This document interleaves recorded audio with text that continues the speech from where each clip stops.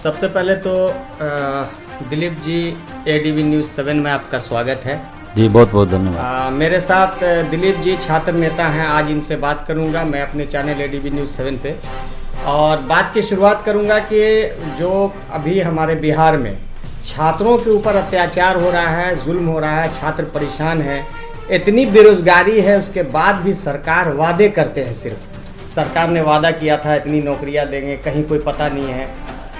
वित्त रहित शिक्षकों को वित्त सहित करेंगे। ऐसे शिक्षक हैं जो स्कूलों में बूढ़े हो रहे हैं, ना अभी तक स्कूल को मान्यता मिली है, ना ही किसी को कोई मानदेय मिला है। नीतीश जी ने तो ये भी कहा था कि जितने लोग वित्त रहित शिक्षक हैं सबको वित्त सहित कर देंगे और सारी सुविधा देंगे। इस विषय पे आप क्या कहते हैं? देखिए, बिहार में युवा सिर्फ वोट बैंक की राजनीति करने के लिए शब्द इस्तेमाल किया जाता है। चुनाव से पहले सभी पार्टियों के द्वारा ये वादा किया जाता है कि युवा के लिए ये करेंगे वो करेंगे। जब वो सत्ता में आते हैं तो भूल जाते हैं। और अभी जो वर्तमान में जो सरकार चल रही है या इससे पहले भी जो सरकार थी, मुख्यमंत्री वही है, गठबंधन बदल जाता है, कुछ पार्टी आ जाते हैं, कुछ पार्टी बाहर चल जाती हैं। तो ये और लेकिन स्टूडेंट्स के साथ कहिए, शिक्षकों के साथ कहिए कि न्याय नहीं हो पाता है। अब जैसे मान लीजिए एक उदाहरण हम देंगे बहाली के बारे में। जैसा कि कहा गया कि 10 लाख नौकरी देंगे, तेजस्वी यादव जी ने वादा किया था।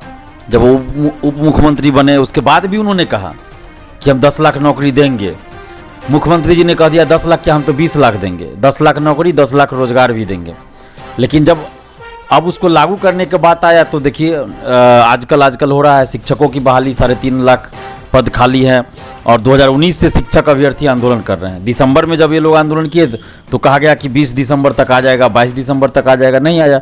फिर जनवरी में आ जाएगा, नहीं आया। फरवरी में कहा गया कि आ जाएगा, नहीं आया। अब मार्च शुरू हो गया है, बजट सत्र अभी चल रहा है, फिर भी नहीं बताया गया। बजट सत्र में माने बजट जब प्रस्तुत किया गया उसमें ये नहीं बताया गया कि कब आप शिक्षकों की बहाली कीजिएगा, कब नियमावली आएगा, कब वैकेंसी आएगी, कब तक पूरा होगा। और बिहार में जो शिक्षकों की बहाली होती है, जब से नीतीश कुमार जी मुख्यमंत्री बने हैं, तो एक बार बहाली अगर आ गई तो वो 6 साल 7 साल तक चलता है और सीट भरता नहीं है, बल्कि खाली आधा से ज़्यादा रह जाता है। क्योंकि उनकी प्रक्रिया जो है वो दोषपूर्ण है। और नियोजन इकाई से जो बहाली होती है उसको बंद किया जाना चाहिए, सेंट्रलाइज बहाली हो शिक्षकों की। इसी तरह आप देखिए दरोगा हो, सिपाही हो, बीएसएससी के द्वारा कोई बहाली हो, सब में अनियमितता है, समय पे कोई बहाली पूरी नहीं होती है।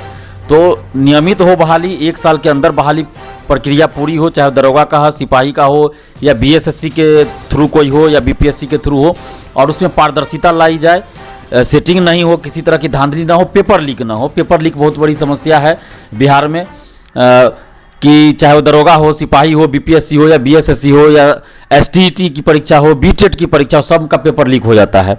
तो इस पर सरकार को कड़ा एक्शन लेना चाहिए, क्योंकि शिक्षा माफिया बिहार में बहुत बड़े पैमाने पे हावी है और उनका बहुत बड़ा रैकेट चल रहा है, गिरोह चल रहा है। और शिक्षकों की जहाँ तक बात है तो कोई भी राष्ट्र, कोई भी राज्य, कोई भी समाज तभी आगे बढ़ सकता है जब वहाँ की शिक्षा अच्छी हो, शिक्षा व्यवस्था अच्छी हो। लेकिन बिहार में क्या किया गया कि शिक्षा व्यवस्था को ही ध्वस्त कर दिया गया है। और जब नीतीश कुमार जी मुख्यमंत्री बने थे उसी समय इन्होंने लगता है जैसे मन बना लिया था कि सबसे पहले शिक्षा को ही बर्बाद करना है।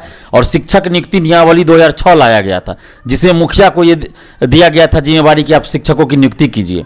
जो मुखिया एक आवेदन नहीं लिख सकता, जो मुखिया अपना सिग्नेचर नहीं कर सकते, वो मुखिया शिक्षकों की नियुक्ति करेंगे। आप सोच सकते हैं शिक्षा व्यवस्था का क्या हाल होगा, जिसका दुष्परिणाम अब दिख रहा है कि उसी स्कूल में जो पढ़ के बच्चे निकले हैं उनका क्या हाल है और शिक्षकों का क्या हाल है।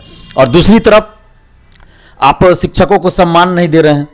जब शिक्षकों को आप सम्मान ही नहीं दीजिएगा तो जो योग्य शिक्षक भी होंगे वो भी कैसे मन से पढ़ा पाएंगे।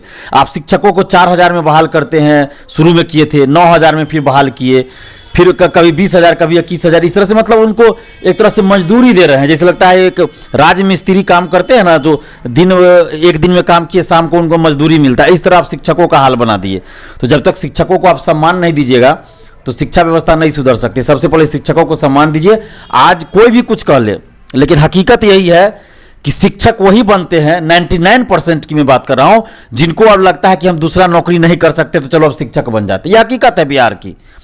किसी को बुरा लगे अलग चीज़ है, 1% होंगे जो शिक्षक बनना चाहते हैं शुरू से, मैट्रिक इंटर या ग्रेजुएशन से ही वो मन में बना लेते हैं कि नहीं हमको सीटेट वगैरह जो कि मन में उठान लेते हैं कि नहीं हमको शिक्षक ही बनना है, उन लोगों में क्वालिटी है। लेकिन अधिकतर लोग मजबूरी में आ जाते हैं, बीपीएससी में नहीं हुआ, एज खत्म उधर हो रहा है या नहीं हुआ तो चलो शिक्षक बहाली में आ गए, या फिर नहीं कहीं कुछ चोरी से पास कर गए, बाहर से डिग्री ले आए बीएड की, शिक्षक बन गए।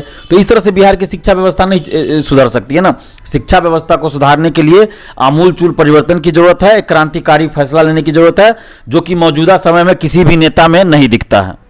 तो दिलीप जी, आप छात्र नेता हैं, तो इस विषय पर आपका अगला कदम क्या होना चाहिए?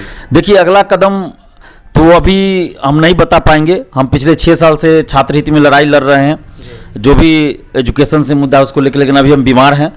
तो अभी हम इसलिए नहीं बता पाएंगे। जैसे ही हम स्वस्थ हो जाते हैं, आप स्वस्थ हो जाएंगे तो कुछ उसके बाद हाँ, आपका कुछ जैसे ही हम स्वस्थ होंगे उसके बाद हम पूरे बिहार जाएंगे, हर जिला में जाएंगे, बहुत सारे स्कूल कॉलेज में जाएंगे, वहाँ की स्थिति को समझेंगे, क्या उनको दिक्कत है, क्या समस्या है वो स्कूल कॉलेज की, छात्रों से बात करेंगे, शिक्षकगणों से भी बात करेंगे, और उन मुद्दों को हम उठाएंगे, मीडिया के माध्यम से सरकार तक पहुँचाएंगे। अगर उसमें सुधार नहीं होता है तो फिर हम एक बड़ा आंदोलन पटना में करेंगे। ठीक है दिलीप जी, एडीवी न्यूज़ 7 से बात करने के लिए बहुत बहुत धन्यवाद आपका। जी बहुत बहुत धन्यवाद आपका कि कम से कम छात्र हित और समाज हित, राज्य हित से जुड़े मुद्दे को आप उठा रहे हैं, इसके लिए बहुत बहुत धन्यवाद।